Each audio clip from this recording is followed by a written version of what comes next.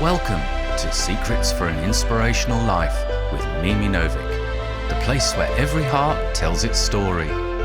Whether it's inspiration, courage or hope you need, you've come to the right place. Sit back and enjoy the journey with us. Subscribe below to be sure you don't miss future episodes.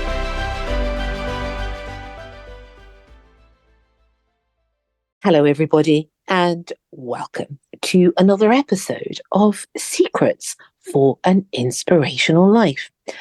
How are you all today? I hope that there are some wonderful moments, some beautiful moments, and also I hope that you are conquering all those things that may have made you afraid or nervous or upset.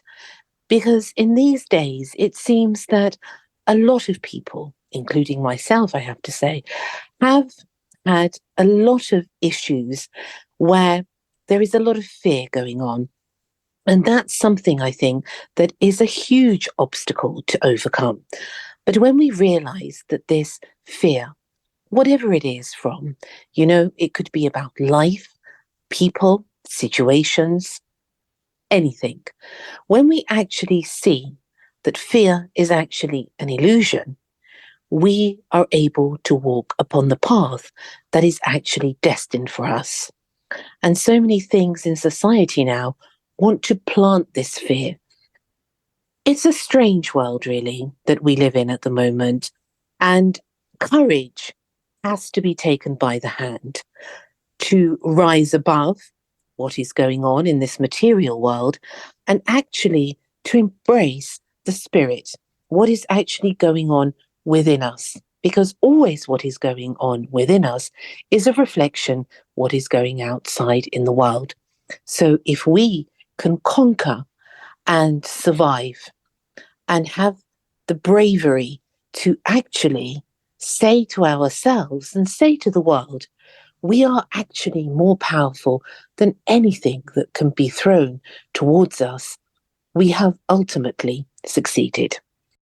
Now, I am absolutely delighted today to welcome a special guest who is all the way from India, and he is the very interesting and knowledgeable Shiv Mathur.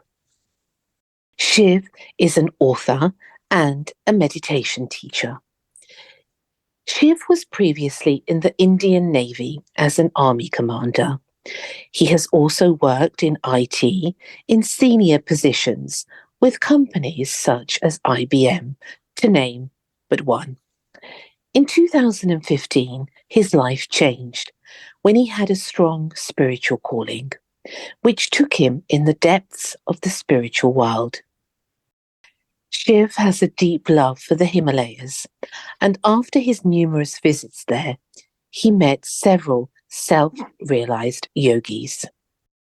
He has made many videos of these meetings with these remarkable people, as well as videos on meditation and spirituality, which appear on his YouTube channel, which has over 4 million views. He has also written 3 books.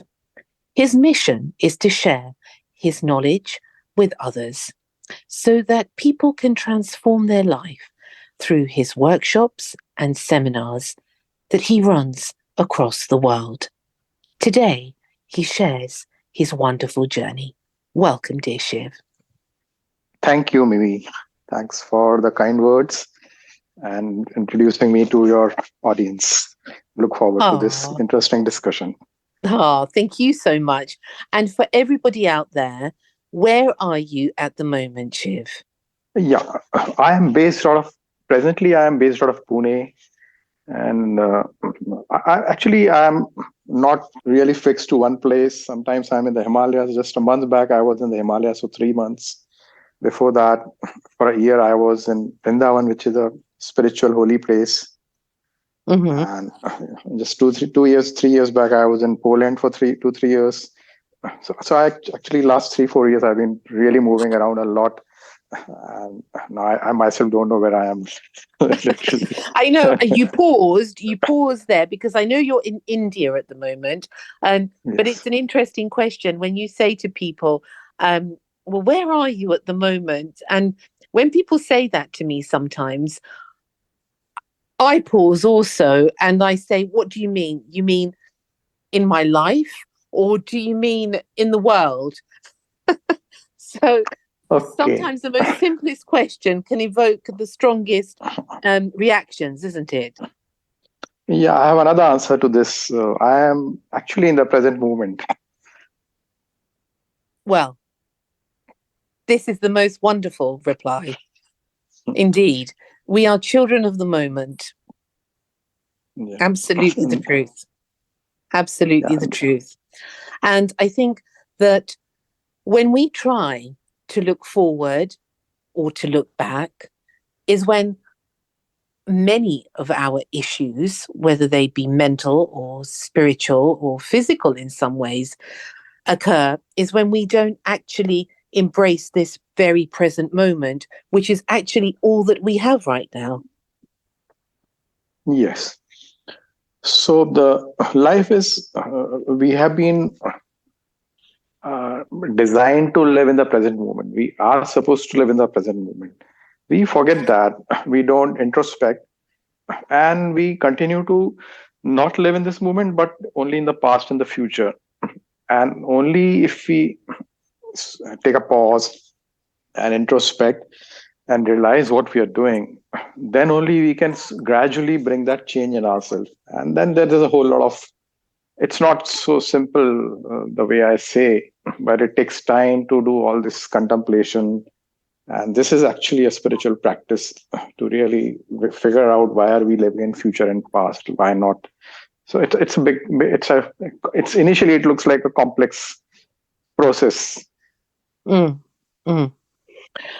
Now, I want to come back to that, but before we do that, I would like you to tell us a little bit about, if we want to go back to the beginning now, as to how did you embark upon your spiritual journey? Because I know you had very high powered jobs and you were a vice president or a president and you of many corporations, and you've done many things, and you were in the Navy, and you know, very responsible jobs. So how did it happen that here you are now following this path in your life?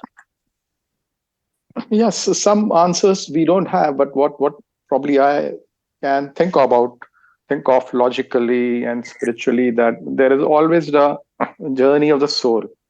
And the journey of the soul is not this just this life. Probably there is something carried forward from the past life. So maybe in the past life I was already on a spiritual path and might have reached somewhere, and from there I was supposed to continue in this life. And whatever has to happen in the life in our life, well, there is always a time when it happens. So probably my time came some 20 years back when I started thinking about the yogis in the Himalayas, and how do they gain all the knowledge. It is said that those yogis, they get all the knowledge, and they live in those remote places. They have no books, nothing, but they get all the knowledge, and all the people in the world flock to them for wisdom in search for real yogis. Though it's different that we land up in front of different fake people, gurus and yogis, but that's a different issue. So that was one of my curiosity, and I also was thinking about the scriptures, the Vedas, and I heard that these Vedas have all the wisdom and all, even like Bible or all the Bible everybody knows, but in India there's a loads of scriptures.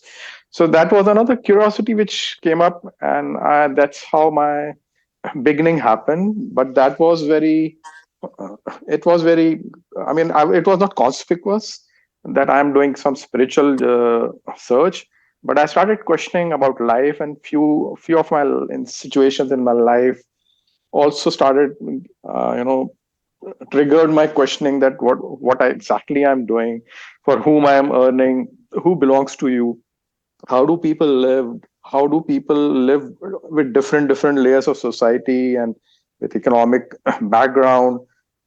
and despite having a good position, have I really achieved something? And what is the difference I have made?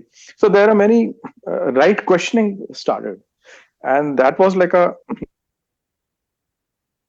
something called sadhana or practice where you are doing a great contemplation and introspection about everything you're happening in your life and doing in your life. So you're very observant. It's not about being very observant and aware. You should have to be very aware about not just flowing like a like a in a rat race, but you're stepping out and trying to see. So this is what I started doing, and in 2015, some 8 years back, I had a very strong calling to the Himalayas. So this was like something like supernatural only, I will say, because you just don't get that strong urge to go there.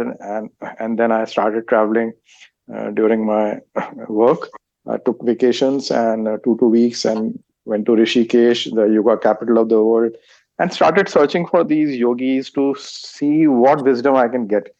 So that's how it started. And during those trips, even in the very first trip itself, I had some out of time and space experiences where my mind went empty in one of the realized yogis cave who doesn't, I mean, he passed away in 1974, but that cave has some great vibrations.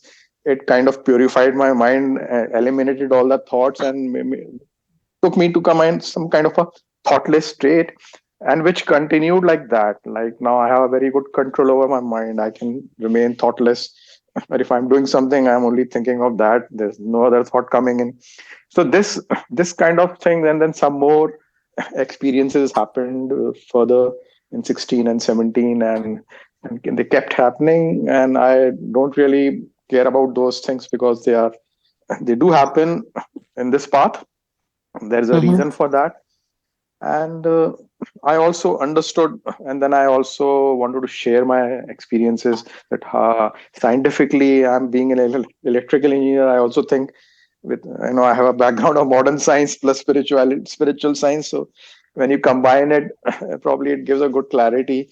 So I could understood the whole process, how this mind became empty, the science behind it, and then I thought, why not share with people? And I did some experimentation, tried teaching in Europe because mostly Europeans were coming to uh, Rishikesh for learning yoga and all this.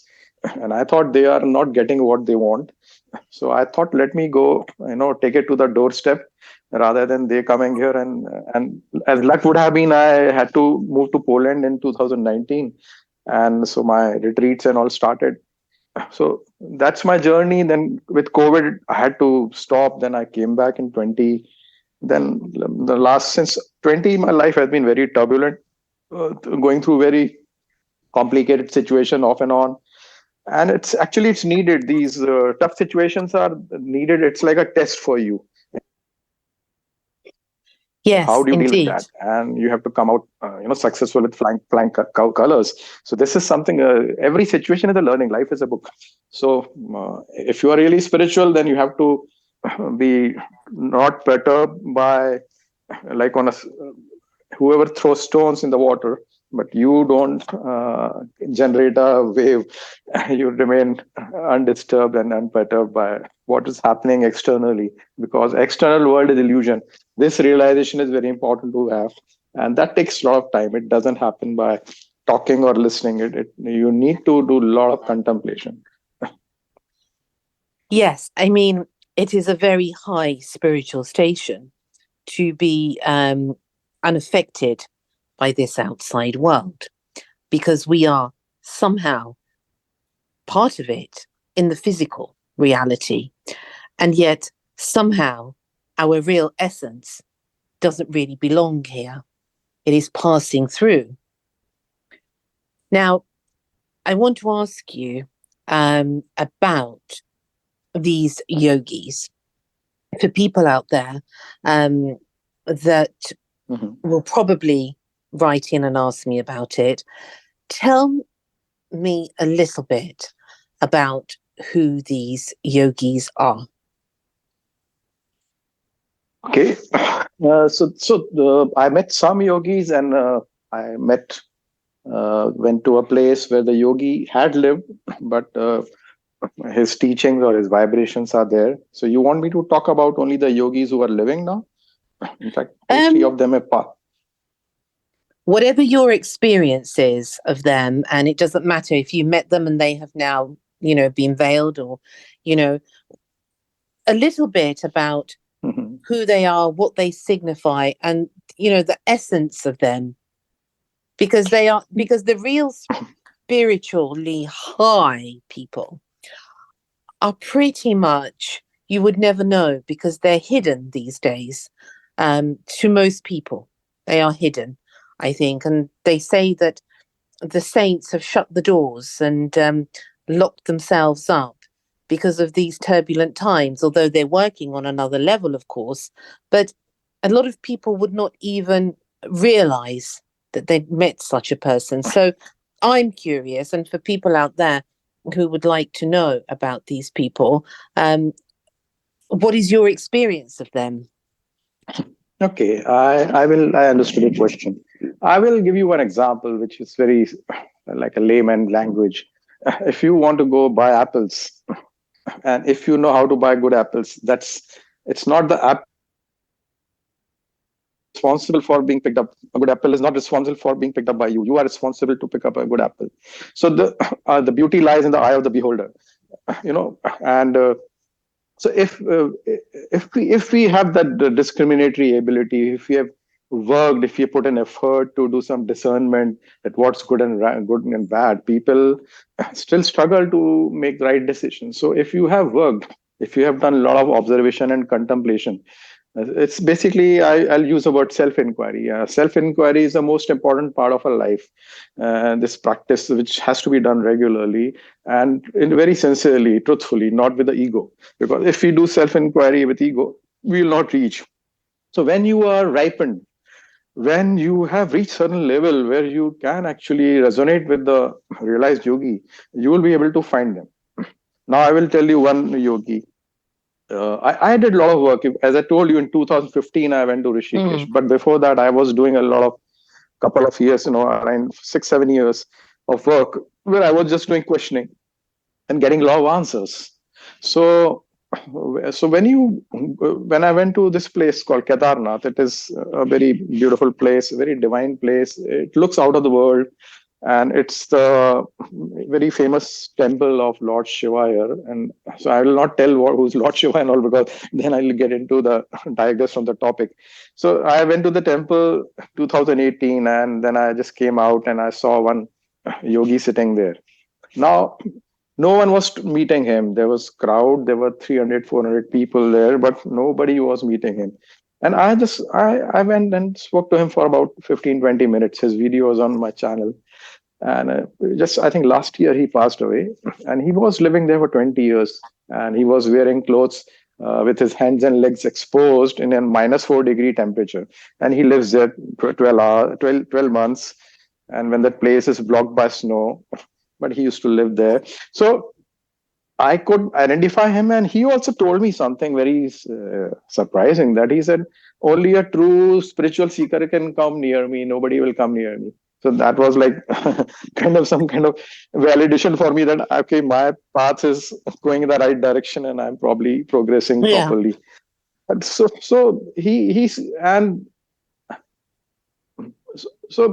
I would say that if you are ready, you will be able to find them. That's in a very nutshell, rather than trying to make a story out of it. But if you are not ready, like I will give you another example. You are a class 12 student now. Can you go and some PhD professor can teach you? So you have only class 12 high school, but how can somebody from a very big university, you think that person will teach you? You not reach there. So here also in the spiritual world, it is not organized. There are no schools. So unfortunately, it remains very undefined now. For whatever reasons, I think we have kind of culled the old system, which probably would have existed even to provide teaching in the spiritual realm. So we have to see, as we evolve, as we get this intelligence or intuition, we will connect. We will find them. There's a saying, isn't there? about all of this is when the student is ready, the master Yeah, exactly. appears. Mm, This is what I meant. So this is the yeah, that's meaning what of it the sounds student is like. Yeah. ready. And I've seen a lot of people who are trying to move, but they want shortcuts. That's a natural tendency which a lot of us have, that we feel to do something else in the materialistic world. We will put in a lot of effort, but for our own human development as a human, we don't want to put that effort. We don't know how much effort to put. So we want. I see people are looking for shortcuts. They feel the saint should come to them. They should not go. And if they don't find, they say there are no. They don't exist.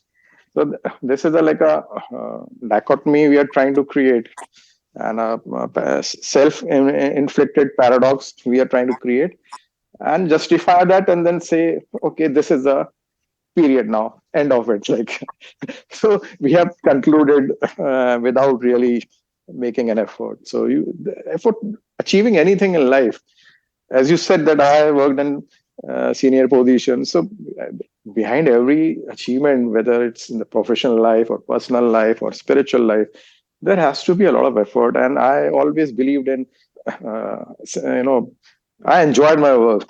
So when I chose this path evolved, I put all my, blood and sweat and everything, wholehearted effort to move into this. Like a lot of people do one leg here and one leg in the world. I have actually totally taken a plunge, and then only you can achieve that. And I'm still way ahead. So should I tell you also about one of the two yogis I met? Yes, please. Because let me ask you: are true yogis that you see, they are revered as holy people, aren't they? In some traditions, they are looked upon as highly elevated spiritual beings. Is that correct? Yes. Okay, so they have left and renounced the world, because some holy people actually walk amongst us, but there are those that are, for example, in the Himalayas and in the mountains of different places around the globe, that are actually completely alone. And to get to see them is very difficult. Some don't even show themselves. So are the ones that you have seen, are they the ones that have let the world go and just are there in their presence? Or are they people that actually mingle amongst us mere mortals? I've seen both kinds. Now, I'll also tell you that why it's easy to find in Himalayas, because Himalayas is a very different mountain, and it is said that many yogis, many means I really don't know the numbers, but many yogis in certain areas have done a lot of meditation practices and spiritual practices. So the vibrations are very different. And I do feel, because I have seen Alps, I've seen different mountains in Europe also. I've traveled to some 12 countries in Europe, but I've seen many mountains. But this mountain always gives some different vibrations. I don't know why. And obviously, I also had some spiritual out of time and space experiences in certain places, and even in the presence of some of those. So, like there are both kind of yogis who are still mingling. Some are not mingling, and now there is also because of this YouTube, there are many YouTubers now who feel this is another market to find these yogis and make a video. So because of that, also there is some influx of YouTubers to find these people. But when I see the conversations, so those yogis have good knowledge, but the guy who's questioning them is really not evolved. So that conversation really doesn't come out well. But I have met some yogis who are very evolved and self-realized. They are completely isolated from the world. They live in isolation, and but even if they are there when some people are around, but they still remain immersed in their own self. They're very much established in their own self, and it's not easy to live in those places in a cave with nothing, and Like I have just started my own journey. I had lived for 3 months in the Himalayas right now, and I just came back a month back, and I'm planning to go back again to even more remote. So they live in austerity, they live in simplicity,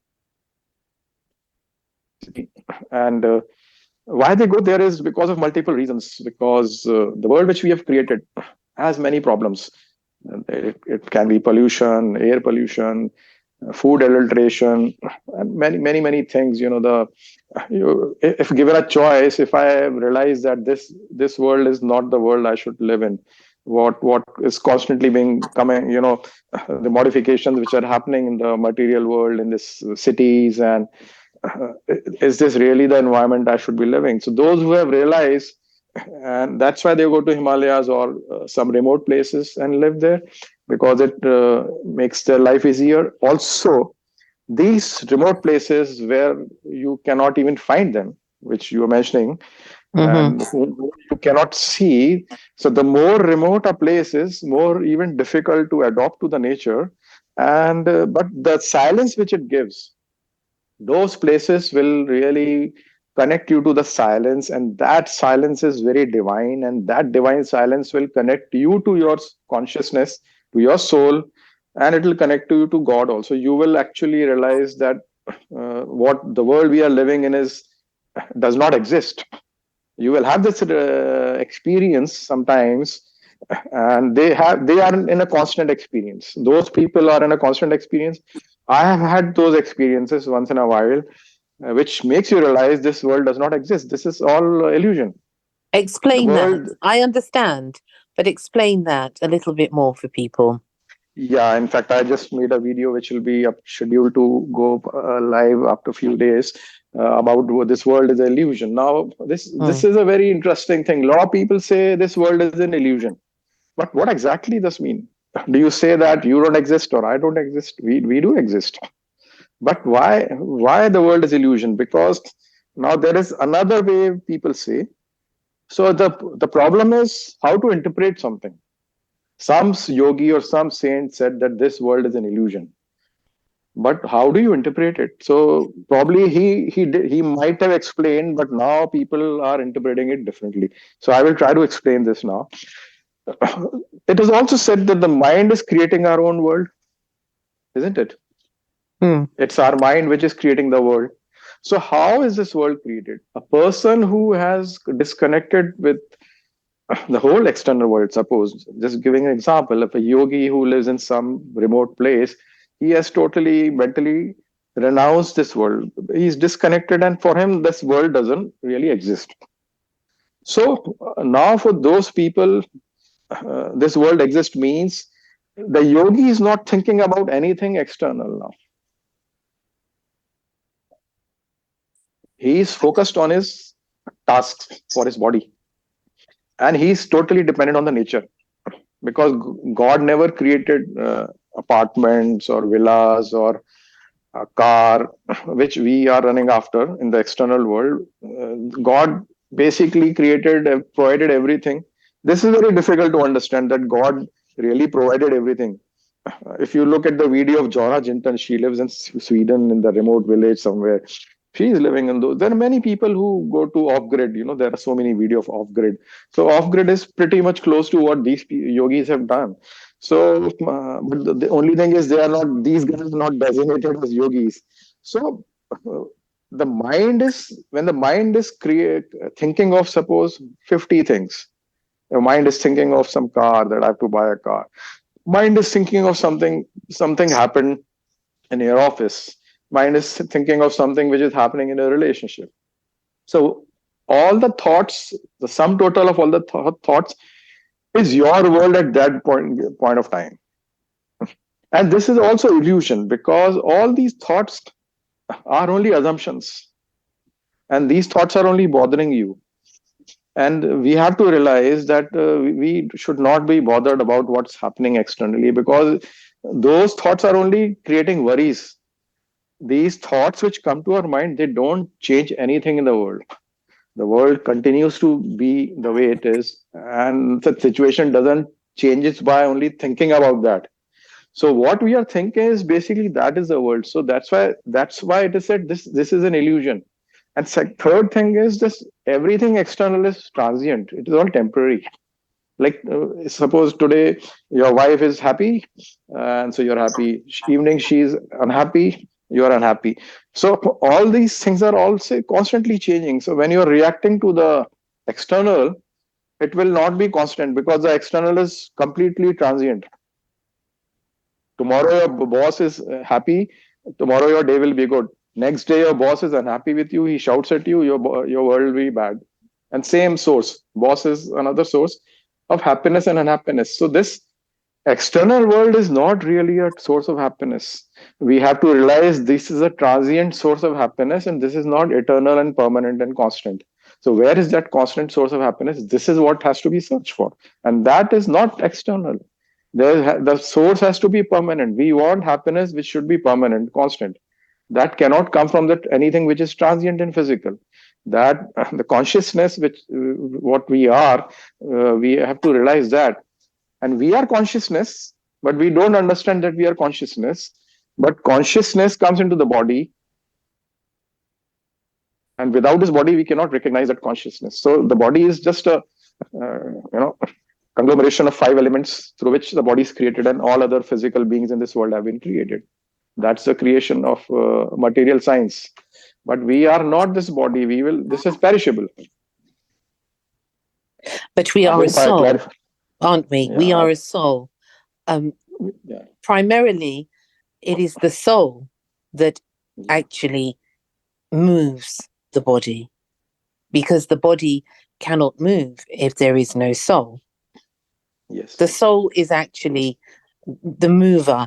It is actually the soul dancing in ecstasy and being connected to the divine. That is why we have this body, as you said, it houses this being and this essence, but we still exist beyond the body. So surely then the answer to a lot of things is that we have to reconnect to the soul, and then the soul becomes our guide, and then that also, the mind then becomes, in a way, its servant, as opposed to the other way round. If we're thinking, as you said, about this, then we're not in alignment with our true being. Yeah. So this is also needs to be understood that when we say that we are a soul, a lot of people will say that we are a soul. We will probably agree. We all agree to that we are a soul. Well, we all have a soul, don't we? Yeah. So we all agree, but this has to be experienced.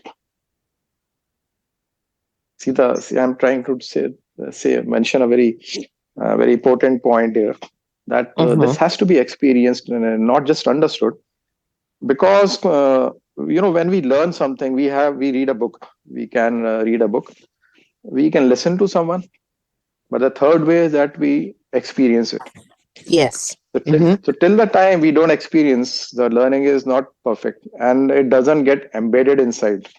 It doesn't, we don't start living it then. Till the time we don't experience it. So to experience it, we have to really do a lot of self-inquiry, maybe through the books or through the learning, through a constant companionship, through wise conversations on a regular basis. Because how much of wise conversations are we having? How much time do we give to our self-development? Not enough, I would say. How much self-inquiry do we do? Without that, we will not get that experience. Do you think, though, Shiv, the quickest way, I think, to lift these veils of the physical world is through love? Yes. So now again, have you completed? I'm sorry, did I interrupt? Sorry? Did I interrupt you? You completed the question? No, I completed it. I completed it, yes. So yeah, love is the essence of living human being. Love is the essence of living, and but now we have to understand what is love. Because if you ask 10 people, if you ask 10 audience or 20 audience, they all will give different definition. But love is in my what I will tell, love is not physical love, first of all. Like we say love at first sight or this and that.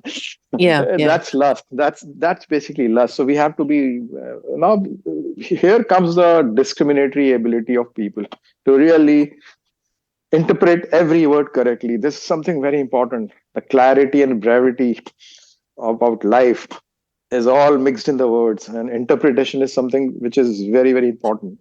So, what love, in my understanding, love is a sum total of all the good human qualities. If you are totally pure, this is purification of mind. What we are discussing is purification of mind, and there is purification of body. Both together, parallelly is needed. Actually, that's what the yogi do. So, purification of mind is basically understanding that all my flaws are cleared, removed, and that's what needs contemplation, observation, and slowly we have to work on our flaws, and that's what, and then we transform ourselves. And as we purify, as we become totally purified, then the love which comes, which naturally flows. Today we are blocking the love. We it's conditional. Today our love is conditioned by greed and ego and non-caring, selfishness, and so many negative qualities. If you become totally positive, you become selfless, very caring, empathetic, passionate, egoless, all that, generous, whatnot, unconditional. And when we reach that unconditional law, then you don't need anything else. And how do we And do love. that? So we have to do the self inquiry about our own self. See, the human. My job is to purify myself. I cannot purify somebody else. I can definitely guide someone, direction, handhold for some time. But if the other person is not putting in any effort and trying to still run to these commercial meditation teachers or all that who are only selling techniques because they are looking for shortcuts. This needs some effort initially. So if you have to do a self inquiry to find out your own flaws. Now, who has really thought that what all qualities a human supposed to have? In my book, I have created a human mirror where I have listed down some 45 qualities of humans. And you can make a scale of, chart where you can start, assessing your own self. You can only assess yourself. And that needs self inquiry. Like today, I did something. Was there an ego in this? Was I angry? Why was I angry? Did I do something bad here? And when we start finding in our thoughts and actions that I'm doing something bad, then only you can start preventing it slowly with practice. And this self inquiry is needed for about all your thoughts and actions to catch up all your flaws which are coming. And as you practice this, your mind, the brain is now tuned to take a feedback, and then you are able to prevent it. And you have to use a willpower. So initially the willpower will be weak, but slowly it will become strong because you are sincere, you are really serious about transforming, because if you transform, you will only benefit, nobody else. It's ultimately you have to benefit. So when this transformation starts, and when you start finding flaws, this self inquiry, slowly the purification happens. Your quality starts tuning towards positive side. You become selfless, you become caring, you become hardworking, you stop having expectations, you start accepting, you reduce our attachment. So many qualities are there. Are we attached or we are detached? So we have to understand the creation. So a lot of self inquiry is needed. It is not I mean, like I taught in Spain in 21 days and one yoga teacher training course. So in 21 days it was good enough to really take people through the depths of each human quality. We used to spend 90 minutes just discussing ego. Then only people understood. And then we take a lot of examples when people will ask questions. So Is that this something that this you teach, Shiv? I was teaching in Europe. I conducted some retreats and workshops in few countries. Like I went to Spain, where I took a longest course of 21 days. Then I went to Geneva and went to Brussels. Then I went to Budapest. Then I was teaching Mm-hmm. in Warsaw because I was in Warsaw. I went to Prague. I taught in Prague also, Antwerp. So a couple of places I went. Then COVID came and it stopped. And then I came back and then I was focusing on some of the videos which I was making because I thought this is another good medium to reach out. So I made very interesting videos. But again, videos are very random. People will see 5, 6 videos, then they will probably give up. So it depends how sincere you are, because I also learned a lot from the videos initially. Mm-hmm. And these videos were of some of those famous yogis from India. Swami Vivekanand, Yoganand Paramans, whose book is very famous, Autobiography of a Yogi. Then a couple of more saints, and I used to listen to their videos. They're very short, 10-minute, 5-minute videos. So every day I'll spend one or two videos. So that became a practice for me, and I started enjoying that. And so a lot of learning came from there also. Though I don't read books, unfortunately, but now I am reading one book now, which is a very high level of spiritual book. So What book is that's it, may how. I ask? This is called Yog Vashisht. It is a conversation between one god in India. I don't know if you heard, Lord Ram. In fact, Yes. recently his temple is been inaugurated. It's a big thing here. So Lord Rama was a person who actually laid down the foundation of humans, how the human should live, what are the limits, what are the boundaries, and what are the rules for a family, for a husband, for a son. So he laid down the foundation. So he's known by that name, the supreme per human, who lives, who lives in the boundary, something like that. It's a Hindi word. So the conversation with his guru. So his guru was one yogi sage Vashisht, who was supposed to be also son of Lord Brahma, the another Lord. So he was his guru, and you can imagine the avatar. Lord Rama was avatar of Lord Vishnu, but he has his guru who's a human, and the very a deep spiritual conversation at a level of consciousness. This entire conversation is about consciousness. So it is not easy for people to understand who have not really experienced consciousness. So it's a difficult book, and I was reading in my native language Hindi, but even English is our native language, kind of. In fact, I am better in English, so I've just ordered the English version now because some of the words in Hindi I'm not able to understand. So I'm about to receive my English language book now. That's called Supreme Yoga. Supreme Yoga. Mm-hmm, mm-hmm. That And book is where called can we Supreme. find your books? My books are available on in India. It's available in Amazon. Mm-hmm. India and What about around the world? outside India, it's available on Amazon.com. Like, yeah, that's why I'm saying it's in America. It's available on Amazon.com, Amazon.uk, France, Italy, all the geographies of Amazon. It's available.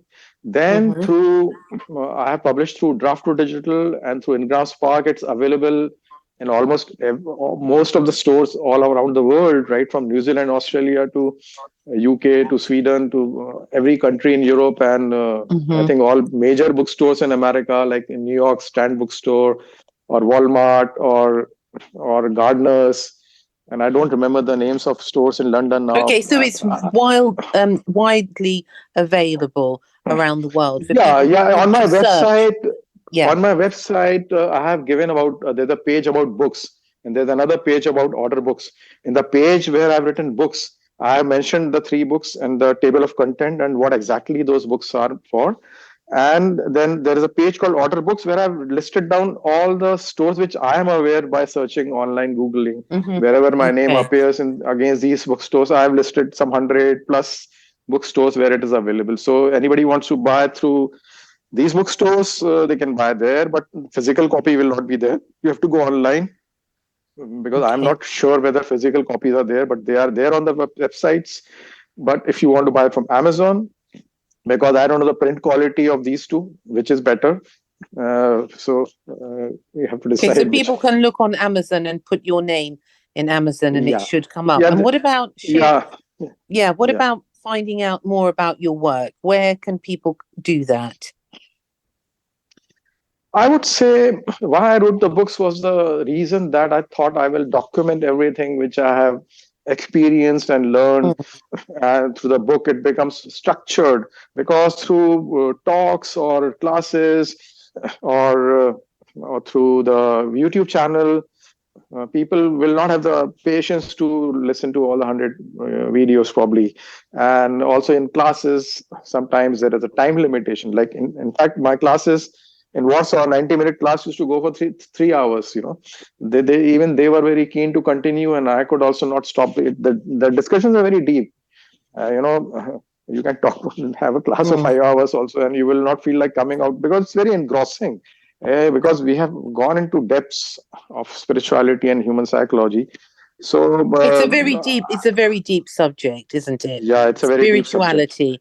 And I think Yeah. in a world now that is so far from its own spiritual self, in a way, it's something that is very needed out there right now. Yes. Somebody serious, really serious and sincere, they will get it. I can tell you, I can bet. If somebody is really serious and sincere, they will get it. But But they have to this, try. this This is another the illusion. thing. We have to The try. problem is when whatever we try to do in life, there is always an illusion which comes in. So there we have to navigate through a lot of fake stuff, fake teachers, fake stuff. A lot of fake stuff is there in the world. So even like if you go to Himalayas, you will find one good yogi, but you may find 10 fake yogis. You'll lose your time, but that's how things move. That's That's how a it kind of is. effort. Yeah, Yeah, yeah, it's yeah. like that. It So my is. It's books are like good. that. Yeah, my books are a good direction, good guidance, and Mhm. YouTube videos also they can see, and maybe they can always contact me. I can always guide. For me, it's Where like is the a best passion. place to contact you? They can contact me on WhatsApp. They can send me a mail. I do get a Okay, lot and of you have a mails and website, WhatsApp. don't you? Yeah, I have a website. My contact details are given over there. So shivmathur.com. They can definitely contact me, and I can try my best to help them. Okay, and you know, now as we approach the end, Shiv, I want to Yeah. say it is such an interesting subject and something that for people out there who are listening, and also for myself, it's a reminder again that you have to begin somewhere. You have to take that first step towards your own enlightenment. That is the most important thing. And from what I'm listening to you today, is if you are sincere in that quest, you will find the way. Yes, I'm pretty sure of that. Yeah. Thank you so much for joining me today, Shiv. It's been an absolute Thanks. pleasure to talk to you. Yeah, Mimi, it was really wonderful to talk, though it was like a drop in the ocean. But Of I course, of feel this course. I mean, discussions. where do you begin? Where do you begin? But before you go, I Yeah. wanted to say to you, because I have a love for the Himalayas, although I have not been as yet, but Mhm. you can look at I always look at where people are listening to the podcast. And funnily Mhm. enough, um, for the past few months, interestingly, it's been the Himalayas, it's been that area. So it's actually astonishing that here you are with your calling and your connection to the Himalayas, and that a lot of people are listening um, to the podcast in the Himalayas is incredible. And Okay. I always think there's a reason for everything. And somehow the divine plan puts people together that have this same yearning for this same path. Yeah. Yeah. So, Beautiful. anybody needs any guidance in terms of coming to India, going to Himalayas, or need any other help, I can also. They can definitely reach out to me. Not a problem. All right. So when I make my trip to the Himalayas, I will contact you and you can Sure. guide me as to where and how to do it. Yeah, I can definitely do that. I can definitely do that Excellent. with pleasure. With Excellent. pleasure. Oh, thank you so much. And I wish you, I know in India it's the evening now. I wish you a beautiful rest of the evening and I wish you all the very best, Shiv. Yeah, I also thanks a lot, Mimi, for inviting me, and I also wish everyone, you and all your audience, wish, very good luck, and I would say God bless everyone. Oh, yes, God bless. Take care. Thank you, Mimi. Bye-bye. Bye. Bye. Bye-bye. Bye. Shiv Mathur. Fascinating story. And I am really blessed to hear and share such wonderful stories with you. And I really appreciate all your wonderful comments on the show. It really means so much to me. Thank you so much for listening, and do something beautiful for yourself today, because you are all such beautiful souls. Until next time, look after yourselves and lots of love. Thank you for listening to Secrets for an Inspirational Life, brought to you by your host, Mimi Novic. Please remember to subscribe to the podcast, and see you in the next episode. For more information about Mimi Novic and her books, music, and inspirational work, take a look at her website, www.miminovic.co.uk.